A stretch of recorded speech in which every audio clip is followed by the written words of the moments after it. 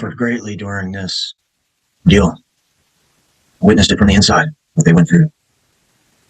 I came out the other side, but so many others didn't.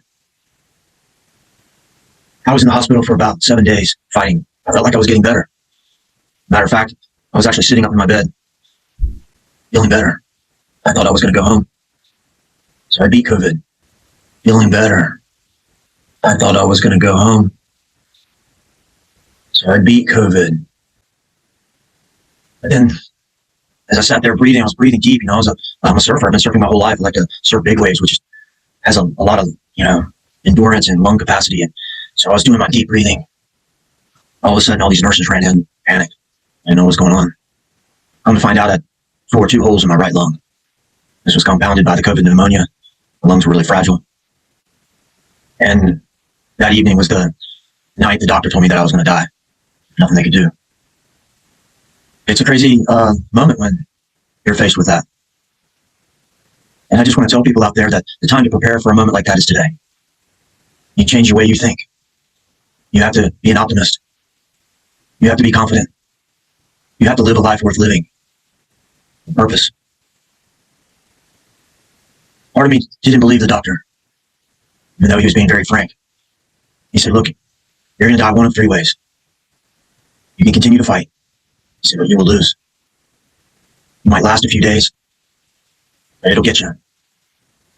He said, more than likely, you won't make it a few days. You'll die in the middle of the night, heart attack or a stroke, due to the stress on your heart. He said, there'll be nothing we can do about it. You're too weak. He said, or third, we can put you in a coma, put you on a ventilator, and maybe you got a chance. But I knew that statistically, once you went on the ventilator, it probably wasn't going to be a good outcome.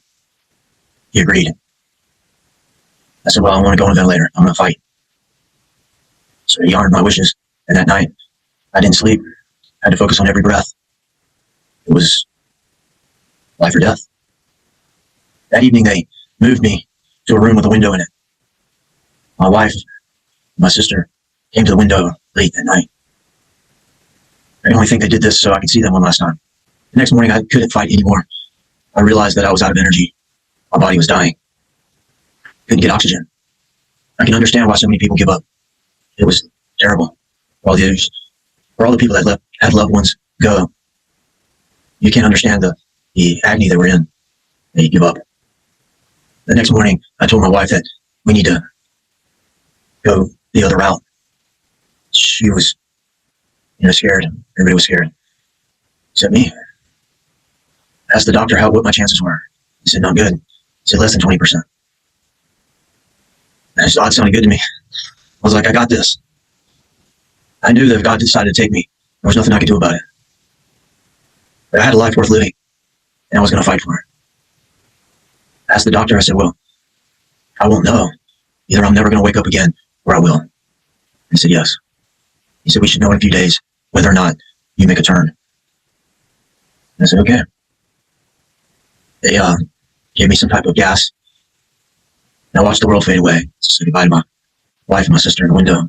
I was gone. And the coma went to a few days, to a week, many weeks. I was in the coma for 4 weeks. After the first week, the doctor asked my wife to pull the plug, and I was gone. I was still there. At some point, I had floated right out of my body. I can't explain it. But it was very obvious that I was not this body because I was not in it anymore. It seemed like the moment I left it, it was just like, oh my gosh, what am I? I instantly felt part of everything, everyone. Almost like I lived through everybody's eyes in the whole world. Like, unbelievable. This sense of compassion came over me. Compassion was, oh my gosh, they don't get it. After I saw through everybody's eyes, I just couldn't believe that all these people out there were suffering because they become disconnected from who they really were, what I was experiencing in that moment. It felt enormous, so hard to articulate because it's not something you see. It's something you experience. It felt so wonderful. And all of this in an instant. The instant I left, my body just kept floating further and further away. So I forgot all about this place. Like I was in a river, ocean. Everything was like flowing, a river of light. I knew I was like some type of energy. And there was energy all around me that I was connected to. It seemed like all these like little lights or little balls of energy were surrounding me, tickling me like children. Felt amazing. I totally surrendered. Thought I died for sure. I wasn't even worried about it. There was no regret. In that moment when you die, you don't think about money. You don't think about stuff. All you think about is people. There's nothing to be afraid of. There never was.